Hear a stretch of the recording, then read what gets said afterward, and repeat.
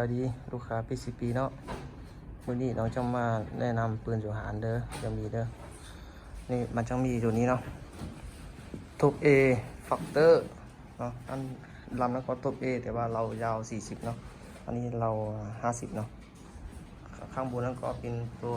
ตักติโก้เนาะก็เรายาว40เซนเนาะจะมาแนะนำจุหารสู่ทางหารน้องจังปืนฟอร์มสูงเด้อพี่น้องเด้ออันนี้เป็นกล้องเป็นถังคาร์บอนกล้องเบสเอเนาะขอบลำเก็บเสียงสีเหลืองเนาะงามหลายเราอยู่ข้างในเป็นเราอีกที่800เนาะท้ายนี่จะเป็นแบบท้ายยางเนาะทิดมือไม้เนาะนี่งามหลาย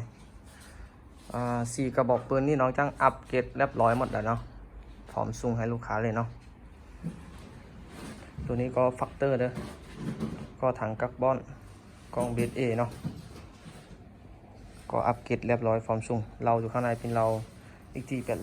800อันนี้ก็ท็อป A แต่เป็นเรายาว40เซนเด้อก็อีกที่800เนาะกล้องเบสเอถังคาร์บอนเนาะแต่ว่าวาล์วตัวนี้นอกจากอัปเกรดเป็นวาล์ว16แบนโมบีอาร์เนาะคลิปมือก็สีแดงท้ายนี่สมูทพอทับพับมาได้เด้อนี่ทับมาได้ทุกอันเอาเดินป่าสบายเลยเนาะตักติโกนี่ตัว A ตัวนี้ก็เหมือนกันพับมาได้เนาะถ่ายฟับได้หมดทุกอันเนาะปืนจุหารพร้อมส่งหมดแล้วทุกอย่างน้องขายไปรับประกันหมดเด้อพี่น้องไม่ต้องย่านบอกว่าสายไปปืนมีปัญหาจะรับประกันบ่เนาะน้องขายรับประกันหมดเด้อน้องก็บอกเลยเนอะปืนจุหารน้องมีพร้อมส่งแต่ว่ายังไม่มีเก็บเงินปลายทางเด้อพี่น้องเด้อพี่น้องสนใจก็ถ้าเขาทางเบอร์แอปน้องจังบ้างเบอร์แอปอยู่ในคลิปน้องนี่เนาะพี่น้องก็จังทักเขาทางเบอร์แอปสนใจก็ถามได้เลยเนาะแจ้งมาถามราคาได้เลย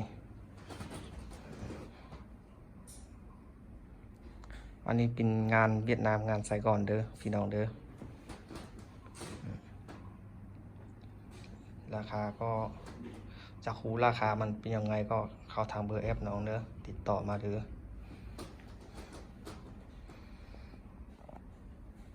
ปืนจุหารมีทุกอย่างเนาะ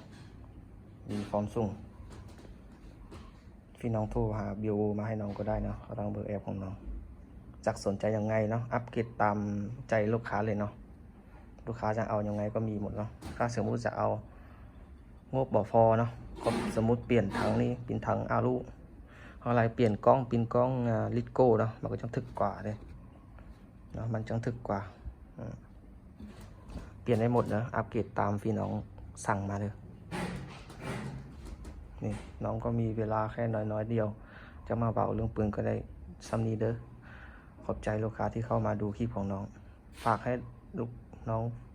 กดไลค์กดแชร์กดติดตามเลยเด้อฟังเธอน้องเบาลาวมันไม่ค่อยเก่งนะเนาะพี่น้องดูคลิปก็มีอะไรฟิตฟับไปก็จ้างฟังเด้อขอบใจหลายๆ